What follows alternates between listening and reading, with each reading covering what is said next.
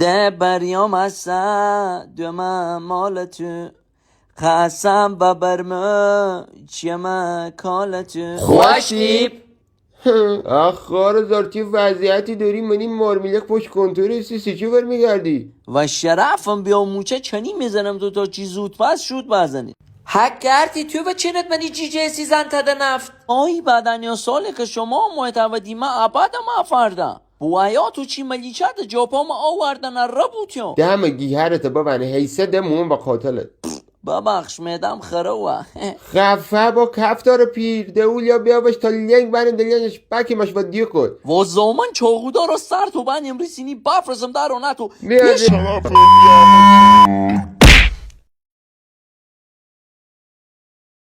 وی اکا ولای 1080 هم دستشو زور داره والا دستشو در نکه هم مسخرم کردن هم چند خود خر زن داری دلم سپتم چی کار کردید با پتم وای دماغ بی و 100 ماغ هپت ارزش داره داشتم سپیا و چانی منی مپت اینم تیکه یعنی وربونه راحت میتونست یه آیندهش تصمیم بگیره چه خره بیدم ده سر خدایا تو خو هیچ با من ندهی ای ترکیب اشغالیاتی و هیچلونی چی بیده یا من الو داش اروا پدرت بخوم و بسه ها پتم عمل بکم پولی پچی دارم تنگ نفس موم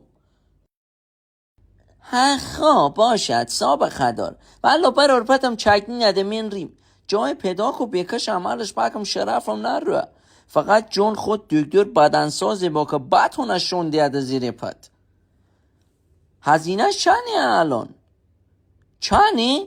80 میلیون؟ قلبم نی پت ما پتی 80 میلیون؟ ها نه با کدیه الان 80 میلیونه